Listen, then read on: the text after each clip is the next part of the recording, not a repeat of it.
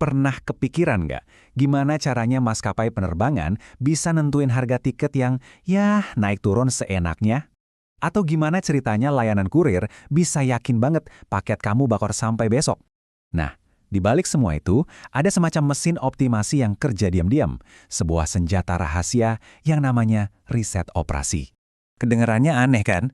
Menang perang pakai matematika? Tapi, percaya nggak percaya, pertanyaan inilah yang jadi titik awal salah satu disiplin ilmu paling penting di dunia modern. Oke? Yuk kita bedah ceritanya. Karena ini semua bukan berawal di kantor atau ruang rapat, tapi justru di tengah-tengah kekacauan perang. Oke, ini dia peta perjalanan kita. Kita bakal mulai dari kelahirannya yang dramatis di medan perang, terus kita coba definisikan apa sih sebenarnya senjata rahasia ini. Setelah itu, kita intip apa aja peralatannya, kita pelajari 5 langkahnya menuju solusi optimal, dan terakhir kita lihat gimana semua ini ngebentuk dunia kita sekarang. Yap, kita mulai dari akarnya. Semuanya lahir dari situasi yang benar-benar genting pas Perang Dunia Kedua. Waktu itu, negara-negara sadar, mereka nggak cuma butuh senjata yang lebih canggih, tapi juga butuh cara yang jauh lebih pinter buat pakai sumber daya yang mereka punya. Coba deh lihat perjalanannya. Di tahun 40-an, ini murni alat perang.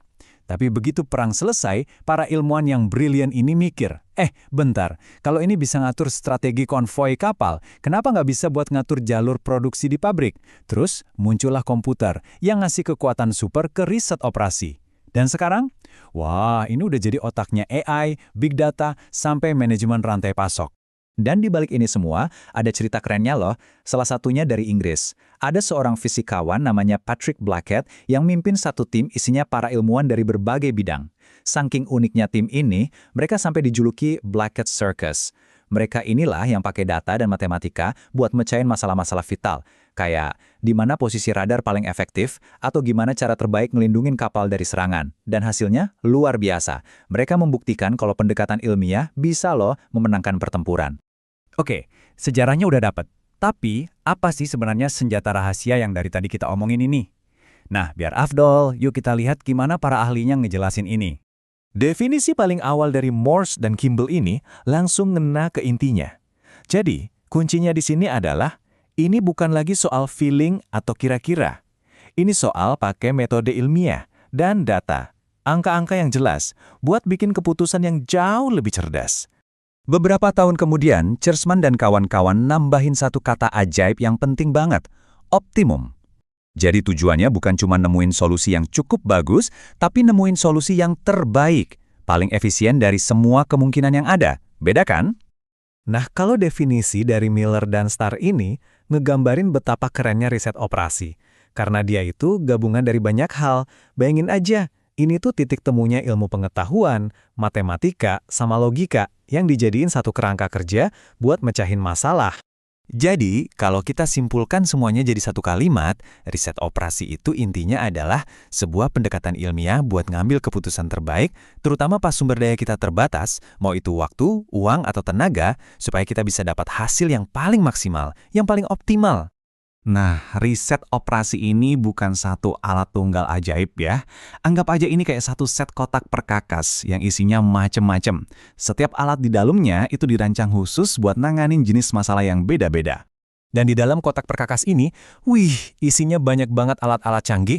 Ada yang namanya pemrograman linier, teori antrian, teori permainan, dan masih banyak lagi. Kelihatannya rumit ya. Tenang, konsep di baliknya sebenarnya gampang dicerna kok. Coba kita intip 3 di antaranya. Oke, yang pertama, pemrograman linier. Bayangin aja kamu punya pabrik, terus kamu punya bahan baku, jam kerja, sama modal yang terbatas. Nah, alat ini bakal ngasih tahu kamu, produksi barang A sekian, barang B sekian, biar untungnya paling maksimal. Gitu intinya, nyari untung maksimal dengan sumber daya yang pas-pasan. Siapa sih yang suka ngantri? Nggak ada kan? Nah, teori antrian ini ilmu dibalik cara kita ngantri. Ini yang ngebantu supermarket nentuin berapa kasir yang harus buka, atau gimana provider internet ngatur lalu lintas data biar kita nggak buffering terus. Tujuannya, biar waktu tunggu kita sependek mungkin. Kalau kamu ada di situasi di mana keputusanmu itu dipengaruhi sama keputusan orang lain, misalnya pas lagi perang harga sama kompetitor, atau lagi negosiasi alot, nah disinilah teori permainan berperan. Ini tuh ibaratnya cara matematis buat nyusun strategi dengan mikirin langkah-langkah yang mungkin diambil lawan. Punya banyak alat canggih itu keren, tapi gimana cara pakainya biar benar? Nah, riset operasi itu punya proses yang rapih banget, sistematis. Yuk, kita lihat gimana langkah-langkahnya. Semuanya dimulai dari yang paling dasar. Definisikan masalahnya sejelas mungkin. Tujuannya apa? Batasannya apa? Kedua, masalah tadi diterjemahkan jadi model matematika. Ketiga, modelnya dipecahkan buat nemu solusi paling top. Tapi belum selesai. Langkah keempat ini krusial banget, validasi. Modelnya sesuai nggak sama kenyataan? Kalau udah oke, baru dia langkah kelima. Solusi angka-angka tadi diubah jadi instruksi praktis yang bisa dijalankan. Jadi, kita udah lihat sejarahnya, definisinya, alatnya, sampai prosesnya. Sekarang mari kita lihat gimana riset operasi ini tanpa kita sadari benar-benar ngatur dunia di sekitar kita. Pengaruhnya tuh ada di mana-mana loh. Rute paling efisien buat paket yang kamu pesan itu dihitung pakai OR. Jadwal dokter di rumah sakit, jaringan penerbangan pesawat, bahkan algoritma AI yang ngasih kamu rekomendasi film, itu semua akarnya dari prinsip riset operasi. Ini tuh tulang punggungnya efisiensi di dunia modern. Jadi inilah kesimpulan utamanya. Sebuah ilmu yang lahir dari kebutuhan mendesak untuk menang perang, sekarang malah jadi mesin tak terlihat yang bikin dunia kita berjalan seefisien mungkin. Jadi lain kali kamu dapat paket tepat waktu atau nemu tiket pesawat murah, ingat ya, ada pahlawan tanpa tanda jasa di baliknya, riset operasi.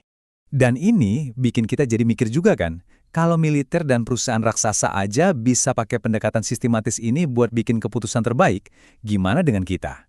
Dari ngatur keuangan pribadi sampai ngerencanain karir, jangan-jangan prinsip optimasi ini bisa kita pakai juga. Coba deh renungkan, keputusan besar apa dalam hidup kamu yang kayaknya butuh sentuhan riset operasi?